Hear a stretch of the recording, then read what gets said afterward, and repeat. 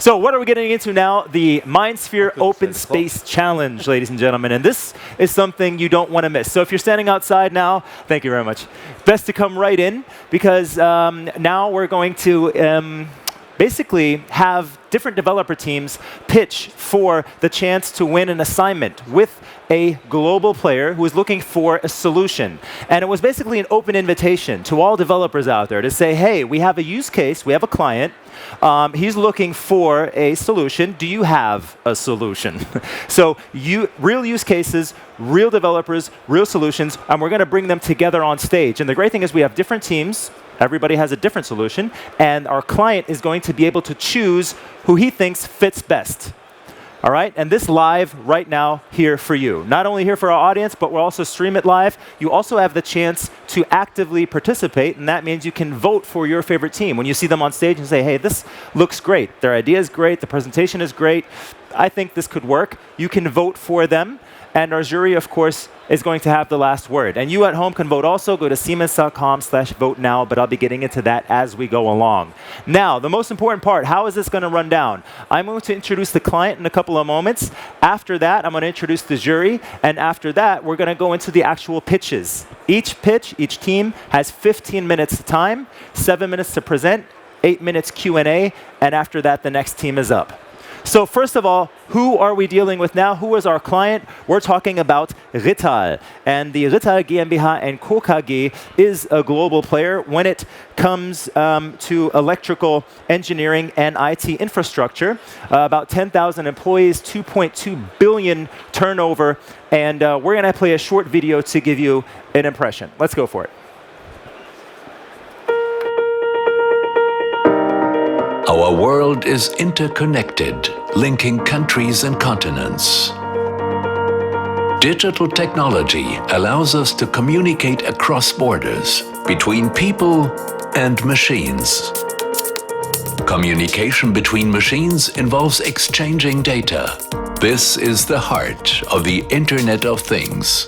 The RITTAL IoT interface continuously communicates all operating data and statuses from the RITTAL cooling unit, for example, to the control center of your production plant. This speeds up your maintenance processes. These data flows provide vital information on all relevant parameters of the RITTAL cooling unit. Malfunctions are identified early on, and failures are prevented before they can occur. By interconnecting with all other RITTAL components in your production line, the IoT interface boosts overall efficiency and cuts operating costs. What is more, the RITTAL IoT interface also communicates with all other systems in your plant. This accelerates data flows while also making your production more flexible. RITTAL IoT interface. Increase your machine availability with smart data use.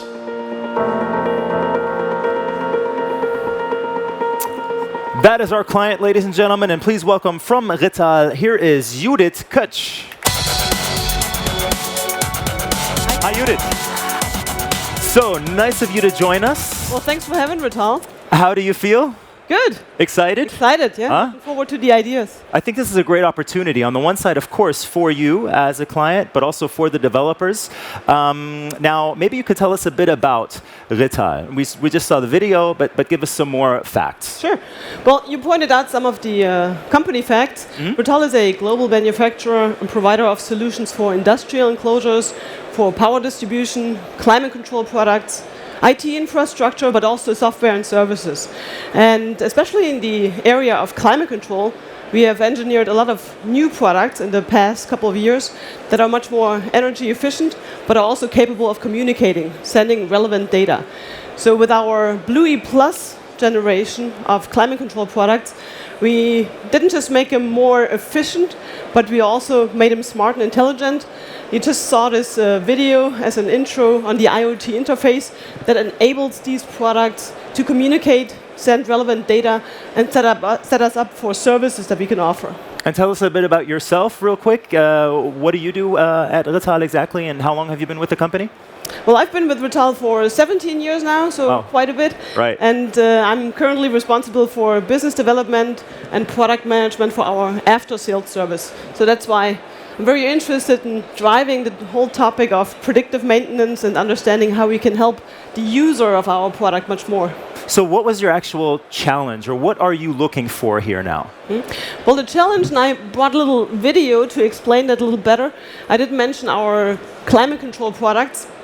So basically, the target group or the user of these products is a typical maintenance manager in a production plant. So as you can see here in the little simplified visualization, in our example, the plant manager, Clemens, he wants his productivity to be up. He wants everything in the production site to run. So in our example here, if his productivity is down, he's got a problem. So in this example here, he's very reactive. He's identifying that there's an issue in one of the enclosures. The equipment, maybe some Siemens equipment, is overheating because the air conditioner is not working or running properly. And of course, that's what we want to solve. We want to be proactive about any failures that are coming up. So we want to avoid what's just happening here, productivity going down. And our idea is to offer smart maintenance. So our IoT-ready products that have a lot of sensors inside, they have all this information. And with a combination, with a platform such as MindSphere, for example, it's possible to be proactive and know about the health of our equipment beforehand. So with the idea or the concept of smart maintenance, it's possible for the user to remotely monitor the equipment, understand what's going on in terms of health of the equipment, do systematic failure analysis, be predictive, and be much more efficient when it comes to the complete maintenance process. And of course, at the end of the day, for the user, plant manager or maintenance manager, for example, it's all about OEE, increasing productivity, increasing efficiency, machine availability. We want everything to be up and running and not to be down. And of course, reduce cost as well. And for this use case we just explained, we are looking for even better solutions in terms of standardizing the data collection. Then, of course, the analysis of the data, because we don't want big data, we want smart data that helps us to be predictive. Then, of course, to visualize everything and make it easy to use that as a tool for the user of the product. And, of course, to connect it to a platform such as Siemens MindSphere to make it readily available. All right, so thank you very much for this very comprehensive overview of what you expect and what the actual problem is. So you can take a seat now with the rest of the jury. Thank you very much, Judith. And I'm going to introduce the rest of the jury here, just so you know who is going to be evaluating later on.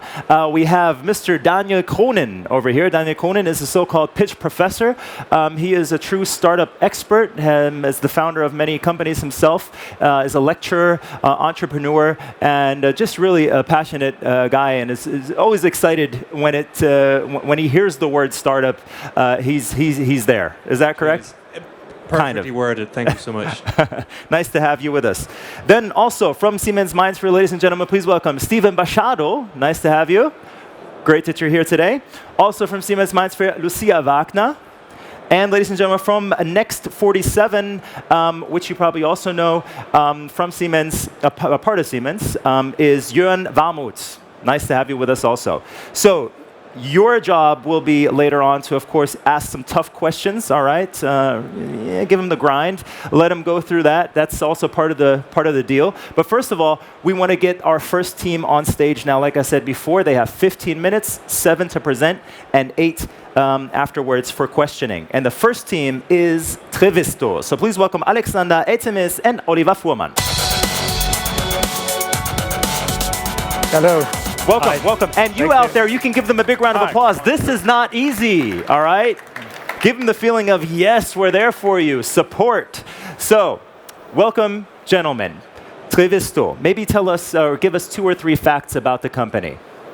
Yes, good morning, ladies and gentlemen. My name is Oliver Fuhrmann from Trevisto AG. We are a consulting company based in Nuremberg and Berlin, and we are specialized in IT, especially from strategy to implementation and we are the data specialists. We concentrate on data analytics and making use of artificial intelligence for optimizing processes. And what is your role? I'm in business development for Trevisto AG. Business development. On the other side, we have Alex. I'm a data scientist. Yeah. And yeah, I'm crunching the data. Okay. How do you feel being on stage now? Yeah, it feels a little bit weird. It's quite weird to hear your own voice echoing. Right. And it's so noisy here, you can't. I mean, if you don't have the mic on, you can't even hear yourself talking. That is true, but you know what? Right. You blend it all out. They're not even there, all right? Yeah. This is just you and your partner and the jury, and you're going to have a nice little conversation, all right? So, your time is now. Go for it. Thank you. So I'm going to present our solution for RITTAL. And first of all, I'm going to quickly tell you in a nutshell what I'm going to be talking about. So basically, the core of our solution is that we're going to do predictive maintenance in a different way, in a way which differs from traditional approaches to predictive maintenance. And secondly, on top of that, so by doing predictive maintenance in a different way, we pave the way for an algorithmical prioritization of your maintenance appointments. That would be the second building step, the building stone. I just want to point out that Trevisto AG is not a blank page when it comes to deep learning and applying deep learning to industry problems. We did projects in the past, prediction, and that's just here to tell you that we're not a blank page. But now let's come to our solution. I want to start by pointing out to you the advantages of our solution to you. That's going to be from a technical point of view. And it's very important for you to know that our solution does not need labeled data. If you do know about machine learning, then you know that you need a data record and you need to have some metadata, some label describing what happened at that point. So you have your sensor data, your timestamp, and you have to know what happened with your machine at that point in time to apply traditional machine learning approaches. You need to have a historical track record of your machine failures. With our solution, you don't need that. You won't need that.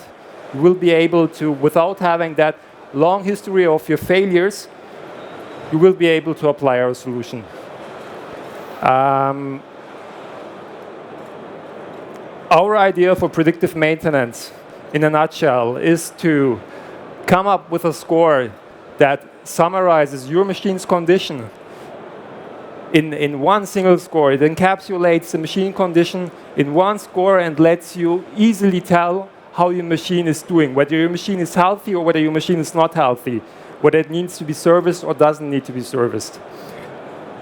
The advantage of having one single score indicative of machine health is that you can rank your many machines and you can see quickly which machine needs attendance, which machine you have to attend to. So you are going away from your sensor data level where you have dozens of sensors that you have to look at and that you have to keep an eye on. That's just a processal view of what we're going to do. So we're going to collect sensor data, obviously, or you're going to do that for us. We're going to calculate that one score, which is indicative of machine health. This score is going to be fed into a dashboard where you will be able to assess your machinery and see how your machinery is doing, how volatile it is behaving, how machine condition is deteriorating or not deteriorating. And that's the first part of the solution, because I've been talking about a two-tiered solution. Once you have that score, once you can see how your machines are doing with that score, you can add to this information what your technicians are doing, where they're going, where they're doing maintenance, and you can then algorithmically prioritize which appointments to do first. So you can have an algorithmical prioritization of your maintenance appointments. That's going to be the second step. So that magical score that I'm talking about, what is it? So we're going to have a deep neural network, and you'll have a newly serviced machine. It's very important. It's very important to have a newly serviced machine which is in good condition, where we have done our maintenance and where we have our technicians who can tell us that machine is a good one. It's working how it's supposed to work. You will, now it's important to look at the circle. You will have your data coming in. Look at the circle. The data will come in, and with the data coming in, we will be able, with our neural network, with our deep learning, to establish what constitutes a normal condition. We'll establish what is normal for a machine. Once I've established what is normal for a machine, I take that model. I have learned what is normal. I take that model. I have a running machine, and I have the sensor data coming in. That sensor data is being fed into our model, into our deep learning model. And again, we see that our data is coming in. Look at the circle. The data is coming in. But now the data, our machine, you can see the yellow dot over there, has gone beyond what is normal. Our sensor, underlying sensor data has changed. And the machine, the data that comes from our machine, moves further away from what is considered normal. And again, it moves further away from what is considered normal, and that is our machine condition score. So look at the distance between the center of the green circle and where our dot representing our machine condition is now. So we establish it via the distance. And that gives you the ability to monitor your machines over time and to see how its condition is changing and how fast it is changing. So coming to the dashboard part of our solution, once you have that score, as I told you, you can then rank your machines. And this ranking, as you can see here, is by the machine's deviation from its normal state. So you will have a list of your machines. Maybe you have hundreds of machines. And the bar length here indicates how far your machine is from your normal condition. And the longer the bar gets, the worse it is. The red line here indicates that you have where you've had failures in the past. You can connect this information with geo-information, and then, for instance, if you have,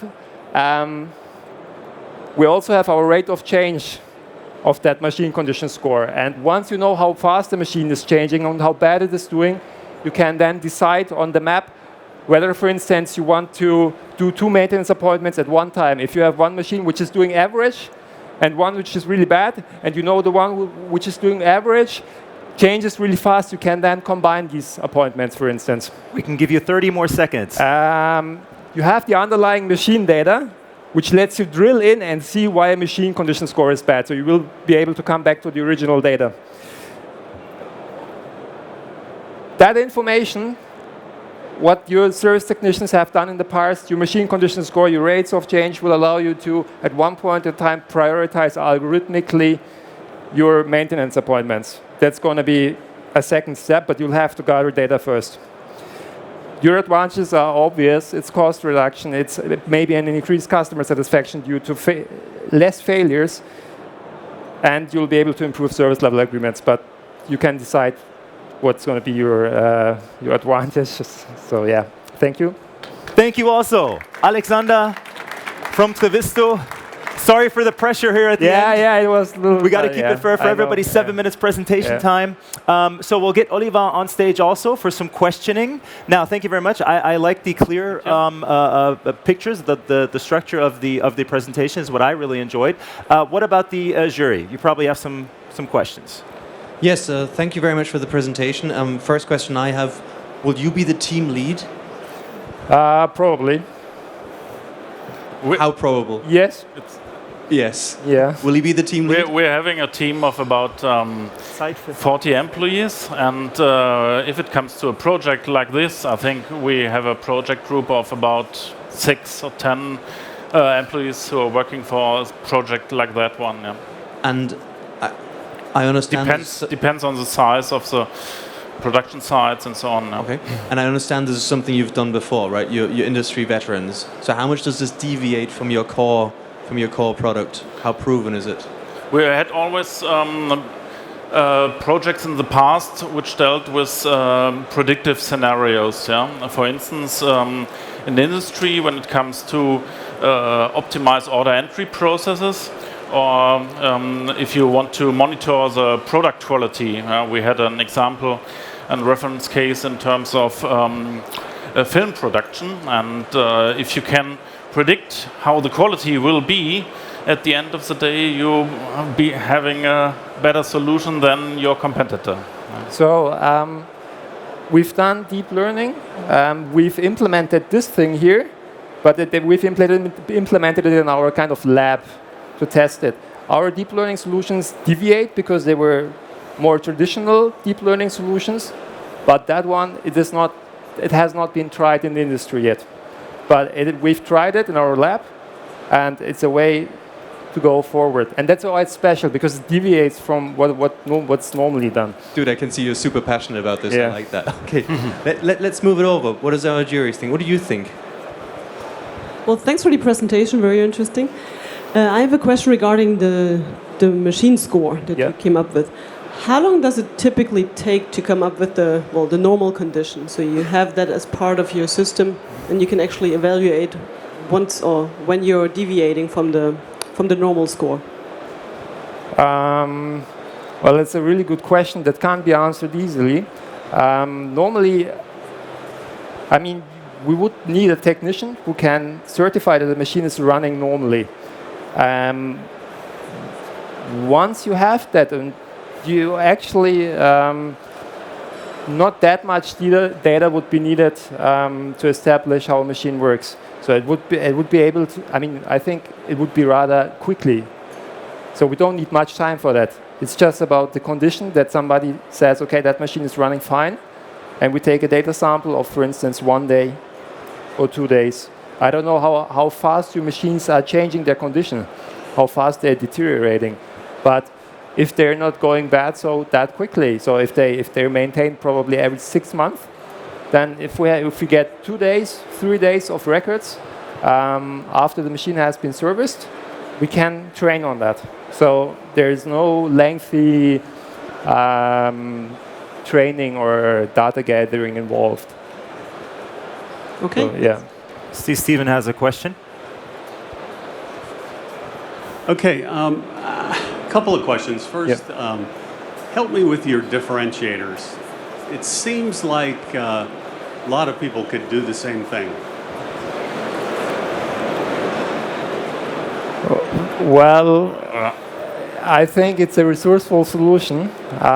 I don't think that predictive maintenance is done in that way in the industry. There have been a lot of many people have tried to do predictive maintenance using labeled data, as I've pointed out before, and that didn't work because the approach with labeled data, so where you have a history of failure, and then have that meta information, try to learn from that, that didn't work because the reasons why a machine failed, they differ all the time, and failures are very, they occur rarely in many industries, and therefore it didn't work. And I think that our solution is a good one. So it's a different kind of neural network, and I don't think that everybody would be able to do it because it requires some good understanding of neural networks, and also you need to be able to. There's a lot of tuning involved, and we are able to. We have a kind of algorithm to tune our neural networks, so that we don't need so. So it's about finding the right architecture also in deep learning, and we can do that very well. So that would be one differentiator. So comparison to other. My last question is a business question. Yeah. How scalable is this?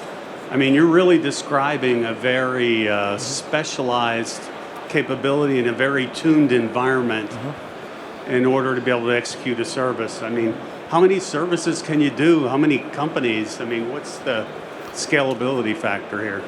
Well, we have an ideal scenario of a machine running in an optimal way. And if we have this standard, then comparison to other machines and other production sites is relatively easy. And so in terms and with the MindSphere solution together, it is highly scalable. Yeah? So if you have a standard, and then you can observe the deviation from the standard. I mean, scalability is more. It's more a it's up to the it's up to technology. The scalability, the solution you're implementing, does not have to. I mean, it doesn't have to do with manpower, but it's about the underlying technology and how scalable it is, and it scales with the platform. Yeah. Let me be clear. I'm sitting here saying to myself, do I need 5 of you or 50 of you or 500 of you?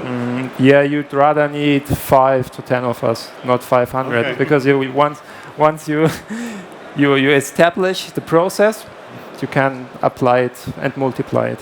Yes. Okay. I have also a business-related question. So if we talk about scalability, we just have to start at some point. What would be your proposal to RITTAL? How should they start this new business model and offer it to their customers?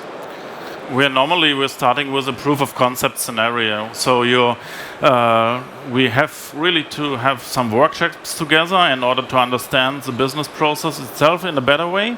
And then we go on and move forward and implement it at one site, for instance, at one machine, and go on. And if we have seen so much data that we can say this is a standard, then we can go on and automatically pass. Then it's easily multipliable once you've established. Let's start with a proof of concept. Yeah. We'd have time for one more question. Okay, regarding technology again. So how do you learn what is more or less important in terms of a sensor going out of the normal? Because this, for your prediction, is key. And for saving costs is key. I see where you're going there, and that's a really good question. My answer to that would be that you have to talk to a technician who knows the machine well in order to only tap into sensor data which could indicate failure. So you only tap into the sensor data that really directly has a direct, strong correlation with failure. So the key points. But you have to talk to a machine, to somebody who knows the machine well, to somebody who has built the machine probably, who can tell you these 5 sensors, for instance, are the ones where we're going to see some flux, some deviation, some volatility once the machine goes beyond what's normal. So you'd have to identify it through one technician. Yeah. All right, and we could get into more detail, but the time is up. So why don't we give them a big round of applause? Our first presenting team on stage, Trevisto, Oliver and Alexander. It wasn't that bad now, was it? Yeah, it was okay. They didn't eat you up. Well, nice guys here in the audience. So thank you very much for going up first as the first team. And this is also your chance to vote. If you think, hey, Trevisto, I like the idea, I like the presentation, go to Siemens.com/vote now. And by the way, you can also do that. I think we have some little flyers laying around exactly with a QR code. Scan the QR code. It'll lead you right to the site to vote. Now, what are you voting for? Well, it's again the best team from your perspective.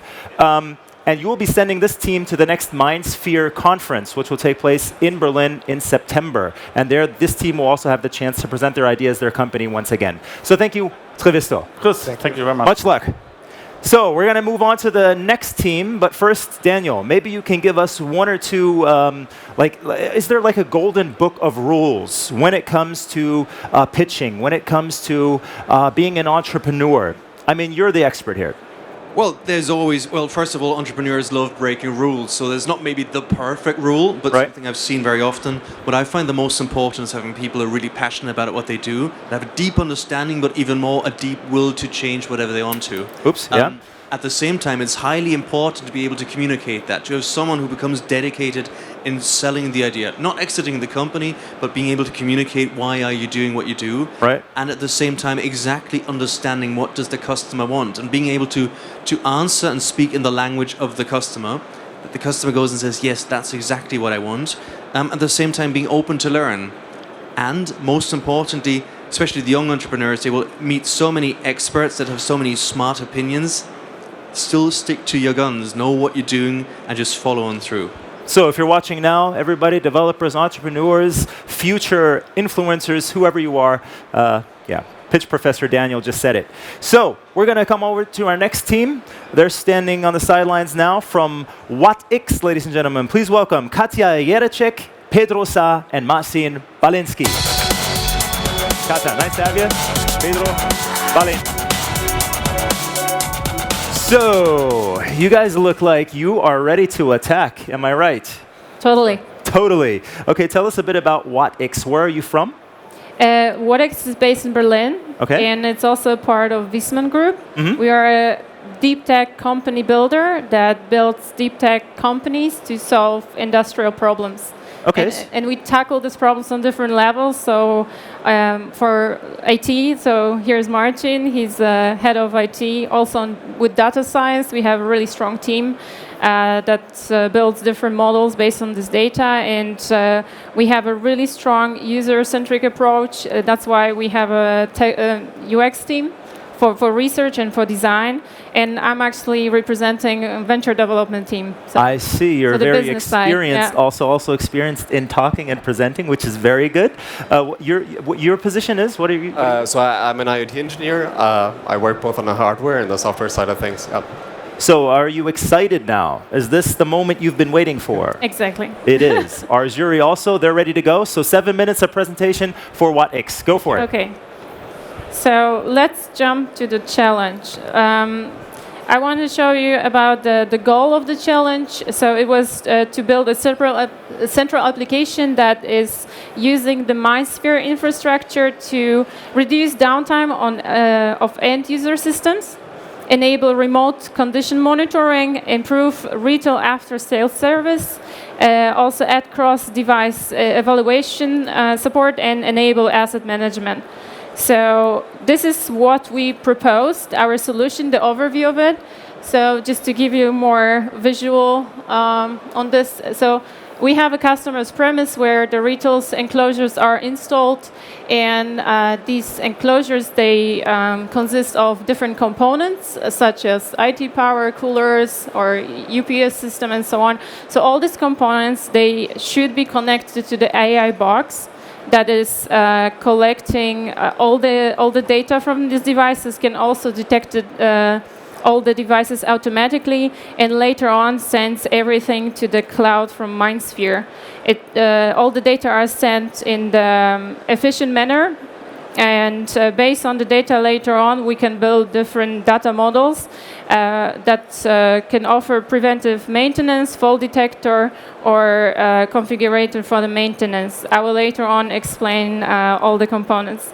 So afterwards, we have the information presented in the dashboard, and different information can be presented to different users. Main stakeholders here are the end users and the technicians that they service the products.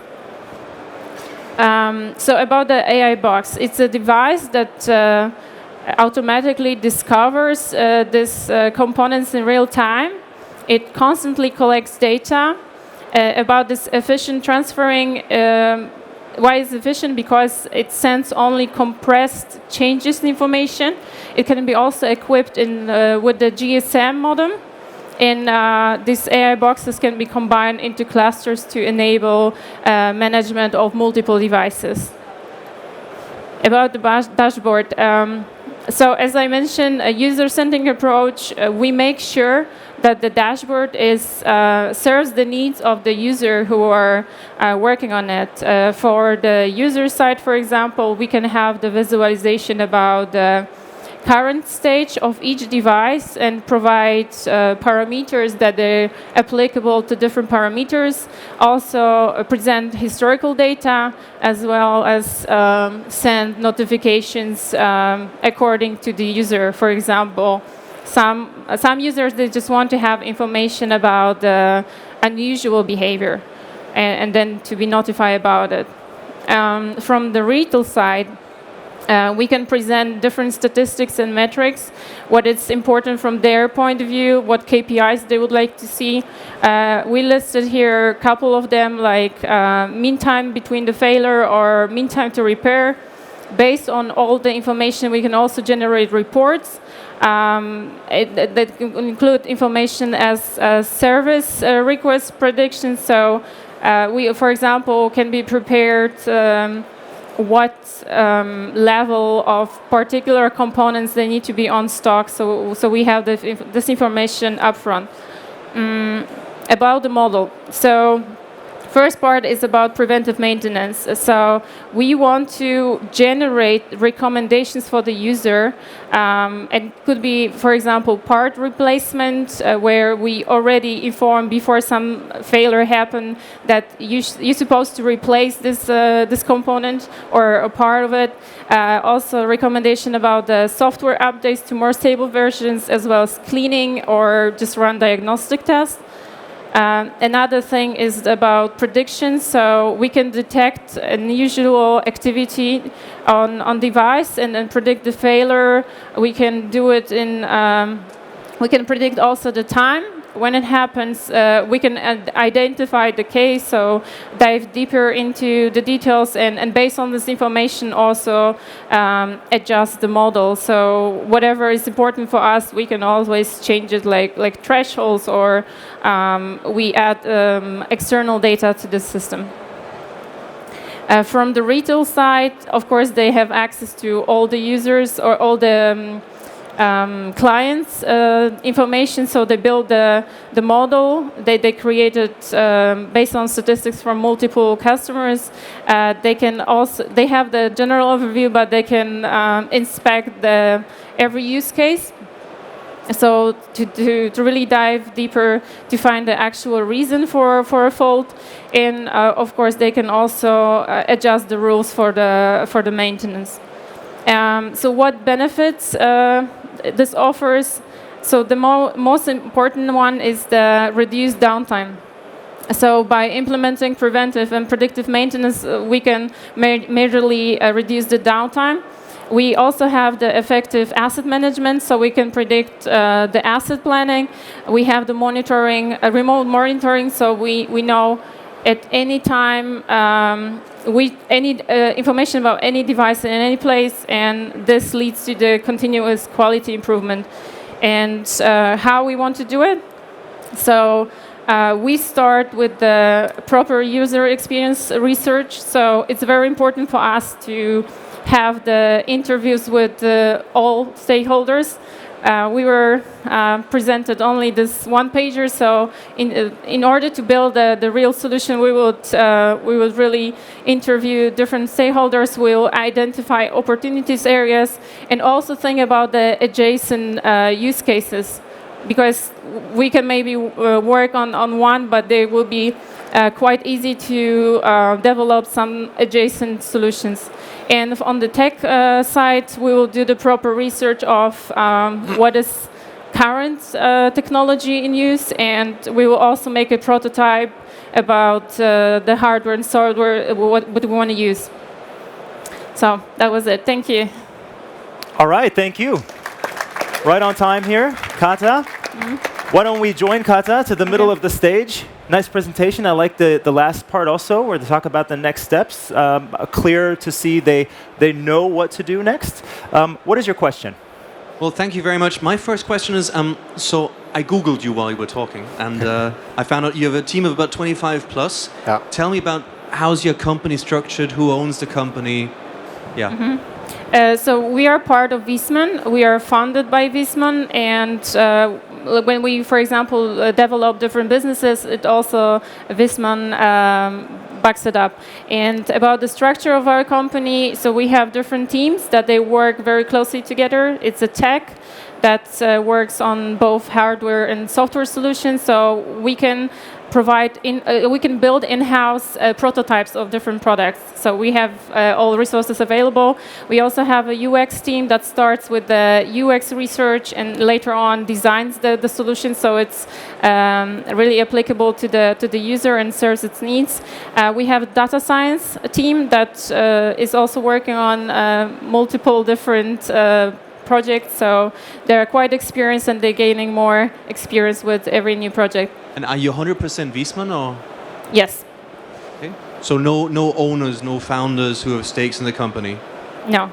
I mean, when we work on different projects, at some point we may decide that we want to build a separate venture, and then like the entire process, and different process starts. But when we are still at Wiesmann, it's 100% Wiesmann. Okay.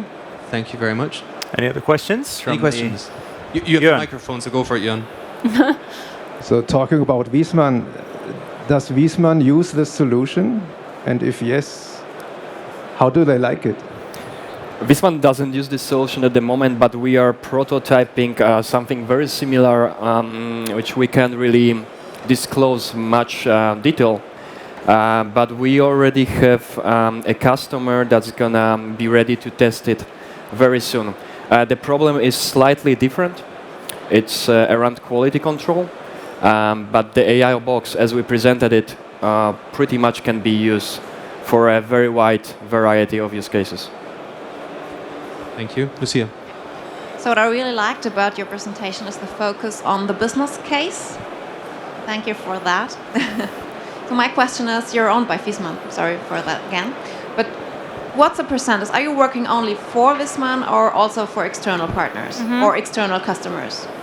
So we develop projects in-house that we make a research about different problematics, and if we decide it's worth working on it, we will then move it further. So it's like an in-house project, but we also offer something called company building as a service.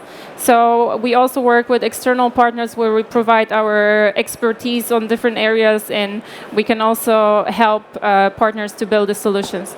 Okay. Thank you. Steve. Steve. Yes. How would you monetize this?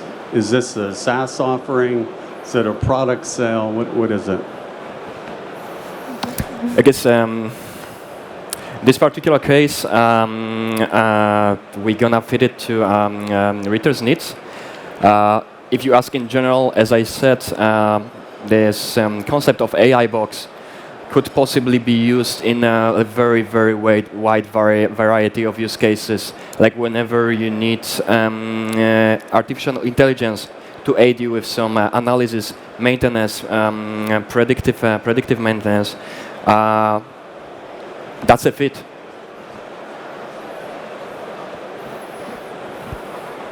Further questions? Judith? Yeah, one question from my side. Well, first of all, very comprehensive presentation. So I really like that you looked at our use case, you know, from really the starting point to the end.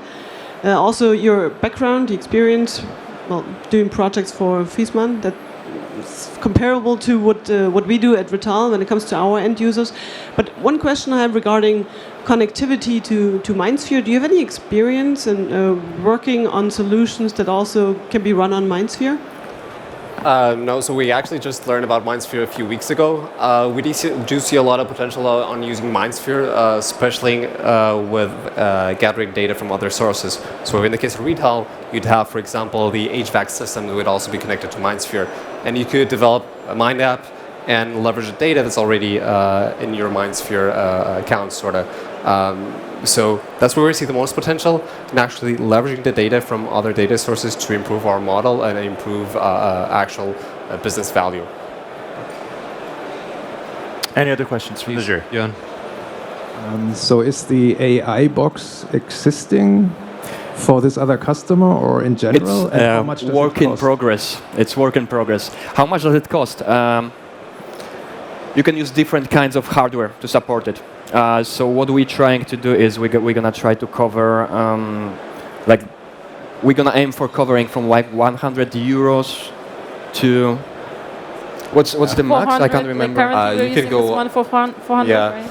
But I mean, it really depends on your use case. For the project that we have right now, we actually do need to make quick decisions. So we actually need a capable machine. In the case of RITTAL, when you're actually predicting events that might happen in a few days or a few weeks, you don't actually need that much computing power. You need to be able to run your neural networks, but you don't need, it's not a very time-sensitive operation. So the hardware can actually be kept at a very low cost. I have one question regarding the AI box. You said it's work in progress. Uh-huh. Are we talking 20% complete? Are we talking 90%? And give us a time frame. 20%. That's honest, okay. And how long do you think will it take until it's operational? What would really help us is to exactly get some more use cases, because every single time when you work with the real client, you can progress much faster, right? How long will it take in order to make it in a product ready for market? I have no idea at the moment, because still, yes, we see an opportunity there, but so far we've been only talking to one company, and we are doing it with them. So I have no idea. Like, probably in half a year, we're gonna have the first use case with ready. Commercialize it. We actually still haven't really thought of it. Somewhere in here. I'm liking the honesty. I'm happy. Any other questions? You have one. Go for it. We have one more. Last one from my side. Just how long do you estimate you would need to really do a prediction? So for a predictive maintenance. I guess it all depends on what kind of data and how fast we can get from you, and how much can you help us with understanding it. The prediction and building model is relatively easy and fast.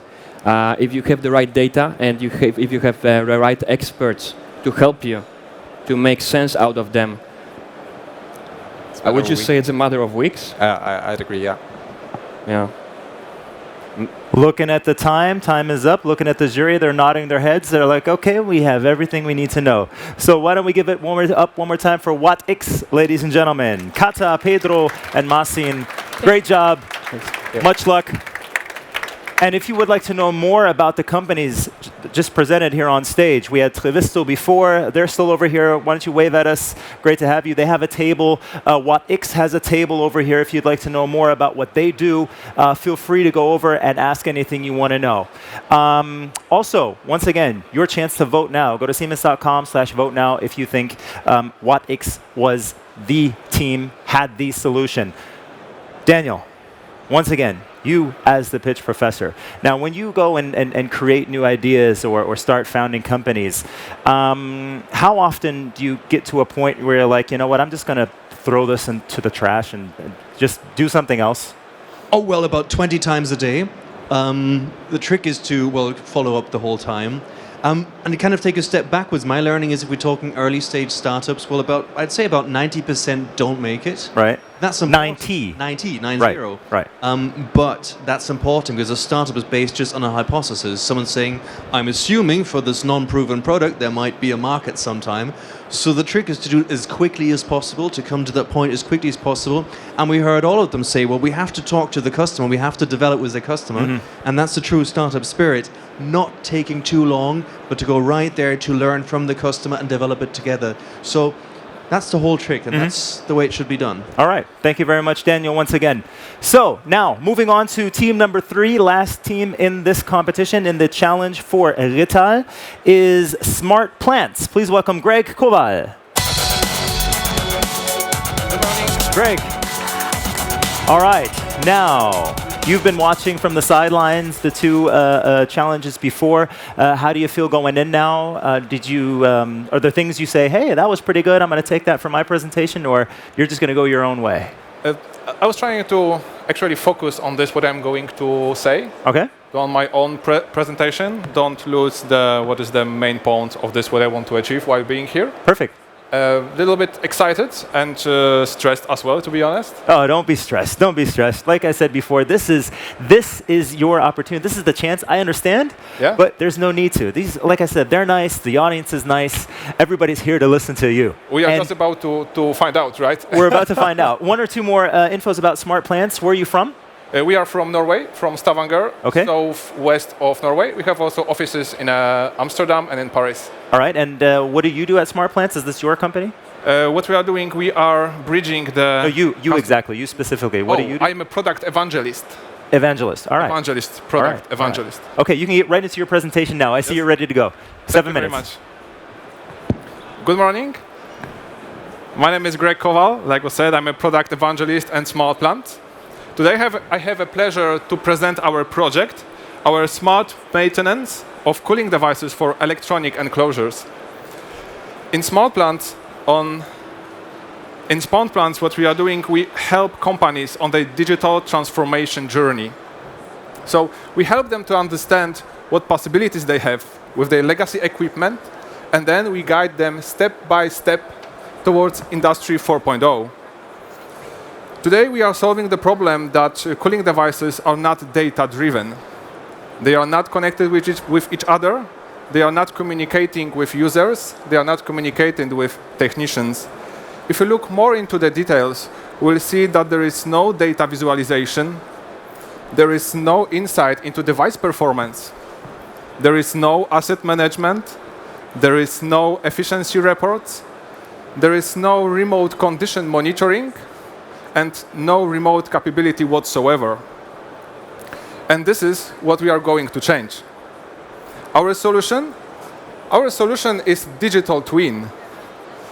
We have already implemented it into our main products in a smart factory where we create a digital twin of manufacturing machines, and in a Clever, our platform for smart and autonomous buildings.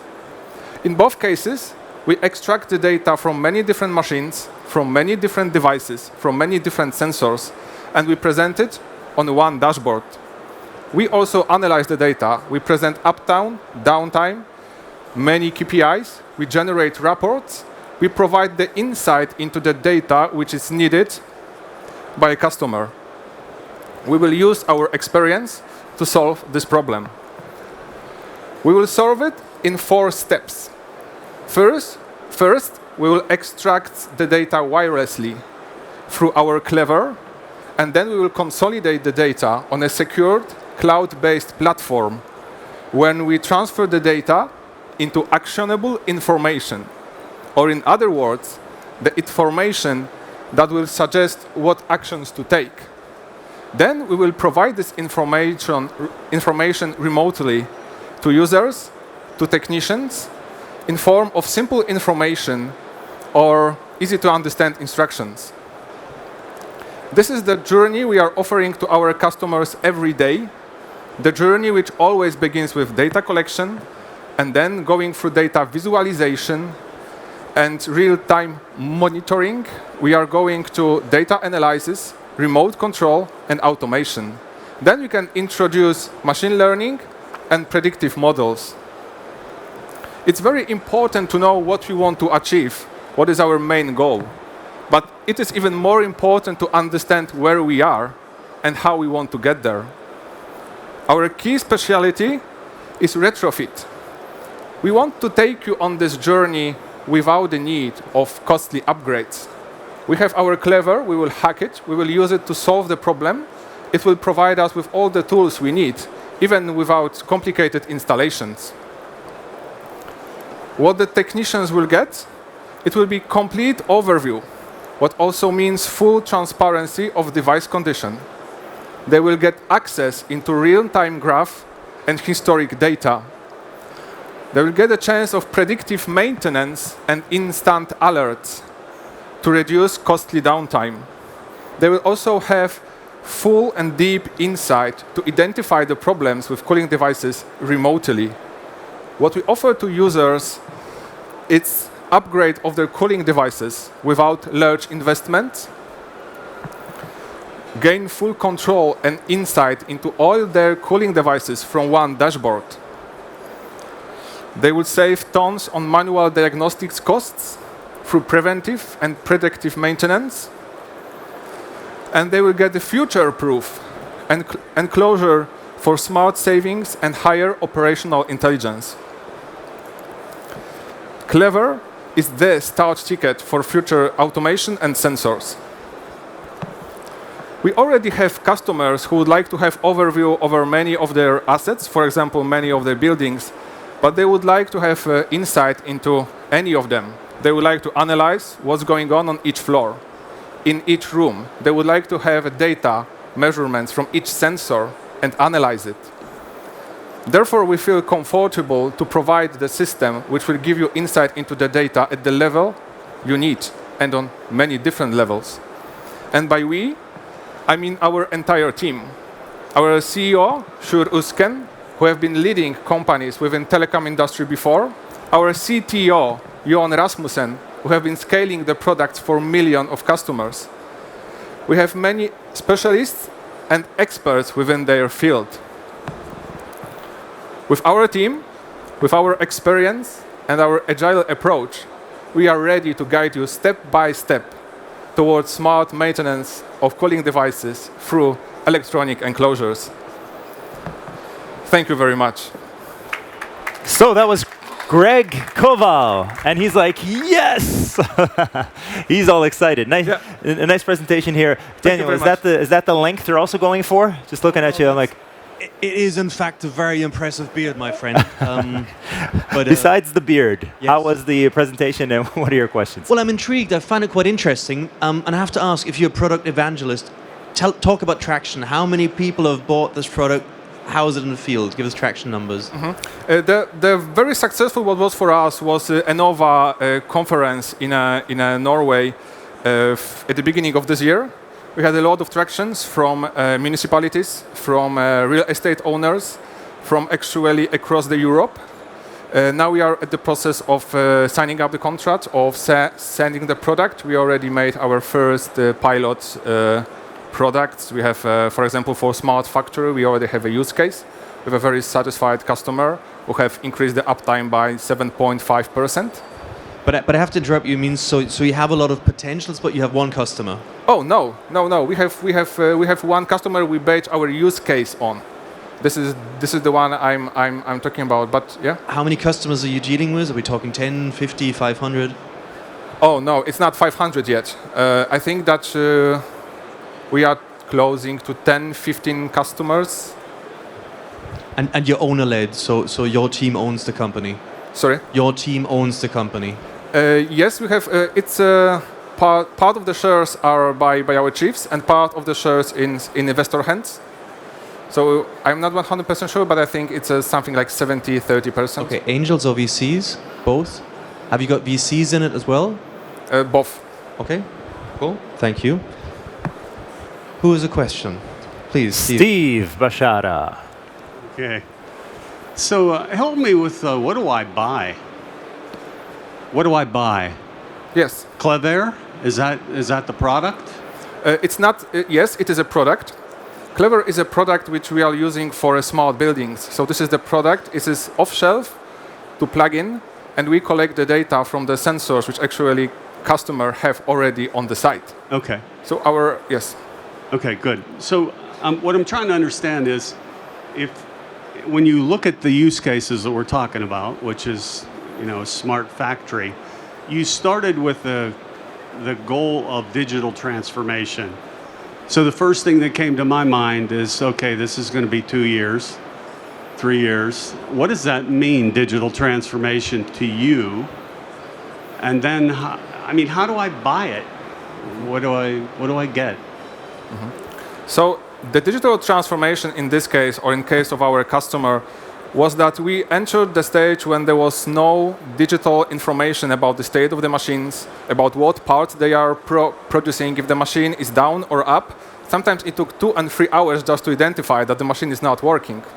In that case, we install our solution, we collect the data, we start calculating uptime, downtime, but also we start presenting the data on the dashboard.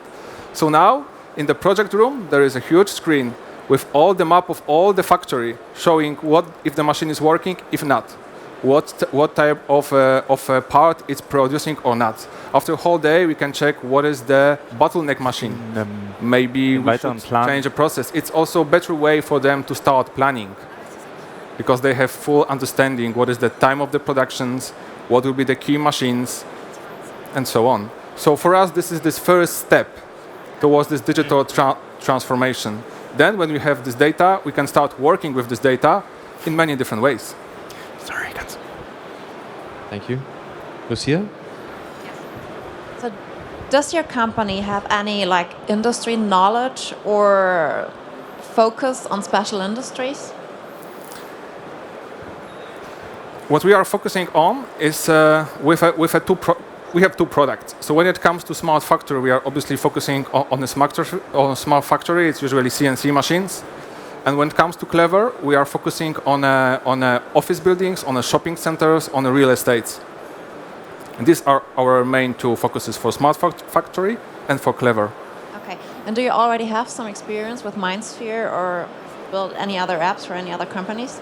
We have experience with cloud, obviously, but I hope my CTO will not kill me. But I think we haven't been experimenting with a MindSphere on a bigger scale. You did. Yes, I have a question. You had actually a very interesting aspect. You talked about the installed bases in the field that is not as able to communicate yet. So that's why I liked your solution with the Clever.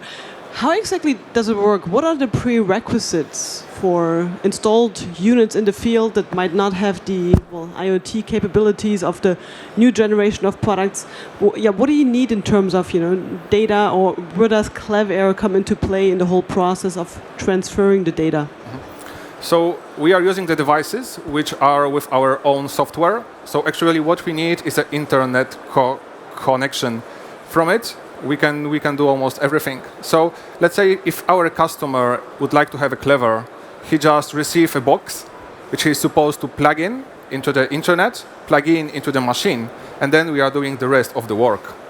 So we simply need to connect with the device, we need to extract the data and send it through internet. It can be a cable, it can be 4G, or we can work with the other solutions. Maybe you have something we can use. And then the data travels to our dashboard. And this is when we start working with the data and achieve all the next steps like remote controlling and automation, machine learning. Jan, I have the feeling you're kind of edging to say something, but if I'm reading your face correctly. One last question. Okay. So how old is your company? And yeah. We were established in January 2016. Wow. But our team is experienced, and for example, our CEO, like I mentioned, was leading companies within the telecom industry previously. All right. Thank you. Thank you very much. Thank you for the questions. Good luck. Greg Koval. And yeah, that was basically the pitch phase. Now we go into evaluation. That means our jury is going to take their time, about 5 minutes, to see who they think is best for our client RITTAL. And I'd like to ask our teams back on stage now. Everybody from Trevisto, from WhatX, and of course also from Smart Plants. Why don't you come back to us here one more time? There we go. And of course, we're going to give them a round of applause here for presenting, for being here, for giving us a nice insight into what you do. And maybe we can have the microphone right away. Now for you at home, ladies and gentlemen, once again, the chance now to vote. Go to Siemens.com/vote now if you think Trevisto was the right team for you. Same if you think WhatX was best, or Smart Plants. The winning team from the online voting will go to the next MindSphere conference in Berlin, which will be held in September. And there again, will have the chance to present their ideas and their solutions. Now, I'm just going to ask a few questions here. Oliva, for example, your experience here, you've been on stage here yesterday. How was it from yesterday being here on stage the first time to today? Well, did you feel a bit more comfortable, or? Yes, indeed. Yeah? Absolutely. And yeah, we are looking forward for the whole week to enjoy Hannover Messe and the Siemens MindSphere launch here. One last chance to promote yourself here. Why do you think Trevisto is the right solution, or gives the right solution? We have a broad experience in terms of big data warehousing, and using artificial intelligence in industry and other processes. So we're the ones, we're the data specialists, and you're going to vote for us, please. Who are you rooting for tonight, the game, Bayern versus Real? We're for Bayern Munich, I think, mainly. Yeah. I hope that's not going to affect the voting, but good to know. That's what you say. So how about you, Greg? How was it for you? Was this your first time in general presenting, like pitching an actual idea? To be honest, no. No. I've been pitching before, but I think that it is the biggest event I've been pitching so far. Yeah, it started well, I think, and it went smooth. The time was running out very fast. I even haven't realized when I've just finished. Yeah, isn't that? Yeah, you started off and you're like, how am I supposed to get through 7 or 8 minutes? But you did that very nicely. So how's the Siemens MindSphere team been treating you? Are they nice to you? Sebastian Wolf and his team here, are they nice to you? Yeah. Yes. What else you want to say now, right? Yeah, indeed. Yes. We'll wait for the results and then. That's a good answer. Okay, how about our team over here? WhatX, how did you enjoy it, Kata? Enjoyed it a lot, especially the question, and I would definitely like to go deeper into discussion about it. It's really important for us to have more details about the solution so we can adjust it. So you guys, you three together, are you basically a team also offside from the stage? Like, is this the way you work together on a daily basis, you three? Exactly. So we have different projects, but on each project there is like a cross-functional team. So we always work together, UX, tech, data science. So we support each other to build the best solution. You're Berlin-based, right? But you're also very, I suppose, very international backgrounds. Where are you from? Like, where originally? So I'm from Poland. All right. Martin as well, and Pedro is from Portugal. All right. But in our office we have around 13 different nationalities. Wow. Yeah, so really international mix. Very diverse. Yeah. Nice to get all that in there. Thank you also, once again. Is there anything you'd like to say, maybe also once again to our viewers out there? Why are you the best team? Exactly. So we are offering holistic solutions. So not only focusing on tech, data, but we also have a really strong UX team. So we make sure that product is really serving the needs of the customer. And Craig, of course, you also. One last statement on why they should vote for you. I think what is our strong asset is that we don't want to push or sale of one product. We want to see what we have to work with, and then we will find the right solution, adapt our products we already have, hack them a little bit, use our experience, use our agile approach. Therefore, I think we are the best candidate for this kind of hackathon solutions. All right, well, we'll see what the online community has to say. Once again, you also had the chance. I hope everybody used the chance. And I'm looking over to my assistant. A few more minutes, 1 or 2 more minutes until we have the actual voting. The jury is okay? No, you have it already. Okay, good. Oh. Then let's see. The online vote, ladies and gentlemen. Once again, our winning team will go to the MindSphere conference in September in Berlin. Chance to present themselves there once again.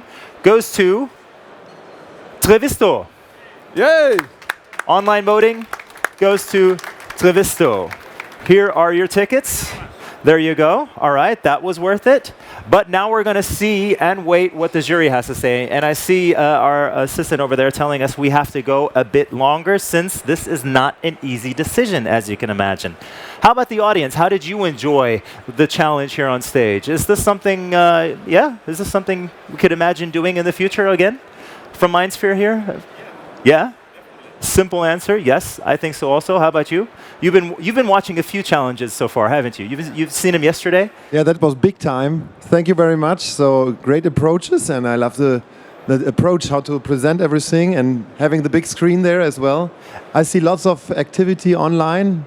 seeing, Absolutely. getting feedback from my LinkedIn account as well. So it's great. Cool. Awesome. Yeah, And where do we go if we want to see the MindSphere Lounge? The MindSphere Lounge is upstairs, right? Open for everybody? yeah, open for everybody. Just go up there. We have lots of partners, customer use cases, and of course the team of MindSphere. So you can talk to the guys who produce MindSphere. So Exactly. Go for it. If you want to take the chance, now's the chance. So looking over to our jury once again, they're still in discussion here. Okay, but it looks like they're getting ready to come back to the stage. So once again, I hope everybody outside enjoyed it as much as we did here on stage. I know our candidates don't really get the opportunity. I mean, this is really a great opportunity to be able to present not only in front of the jury, but also to our online community. Like we said before, we have a lot of people watching. So what better chance to get to represent the company? And here comes our jury once again. How was the discussion you just had? Probably not that easy, was it? Steve, may I ask you? No, I mean, I think it's never easy because I think all the teams were very good. Right. And they all have a slightly different approach, which I think is a good thing. Which is what this is about. And I'd like to hand the word over to Daniel. But let's bring him on stage with a big round of applause. Daniel Cronin, head of the jury here this time. Thank you so much. See? See? Did you ever get an applause like that before? Ever received an applause? Maybe once or twice before. Maybe once. Potentially also 15 times, 20. But Probably- anyhow, I'm probably loving more the often. passion here. Thank you so much for getting me on stage. And sorry for having kept you wait so long. Oh, don't worry. You as well. I was in good company here. Good man. So, as you noticed, it wasn't the easiest discussion because we had a very, very, very close fit. And at the end of the day, it's always a view of perspective. And we discussed and discussed. And the scoring was super, super, super tight. I think at the end of the day, how shall we say, it was a 4-5 decision. 4 was one at front, someone else was against it. That was okay. We quite liked the hand-on approach. We quite liked the very open way some of the answers were also given. We liked a certain closeness to the industry. So, okay. Shall we announce the winner? Let's go for it. Yes. Yes. Oh, I'm loving the excitement here. That's they're all nervous, man. We win all the time. Whatever. Anyhow, and the winner. Oh, can we get some atmosphere in the room here? And the winner is WhatX. Congratulations, WhatX. So that's the part where you step up front. Right this way. Come to the stage. Come to the front of the Congratulations, stage. and I'd like to ask our customer to join us as well. Exactly. Well done. You get to hold this, put it in the middle, and now comes the trickiest part. Look that way and look happy. Excited, happy, anxious. This is exciting. The next step. Seemingly, but they seem to be used to winning, but they have to stay used to it. And yeah, maybe you also want to say a couple of words, Judith. What do you think? Yeah, I mean, you've pointed out that it was a very close decision, but what we liked about your approach, as I said in my question as well, that you looked at the use case from the starting point to the end. So we liked how you took the case apart and offered a solution for all of the aspects that we were looking at. Yeah, so thanks for that. So the next steps will be them getting together and talking a bit about what to do. I mean, like we said, you don't marry at the first date, right? Usually. Great ventures usually start with the coffee. That's how we go. So thank you once again to all participants. Congratulations to our winners. It's been fantastic having you all on stage here. I hope you enjoy the rest of the day. And that also means for you, ladies and gentlemen, if you have further questions, our teams, Smart Plant, our team from LaVista, our team from WhatX are still here the entire day at their spaces to answer any questions you have. So use the chance, go visit them, and just throw your questions at them. So that was the Open Space Challenge #1 for today.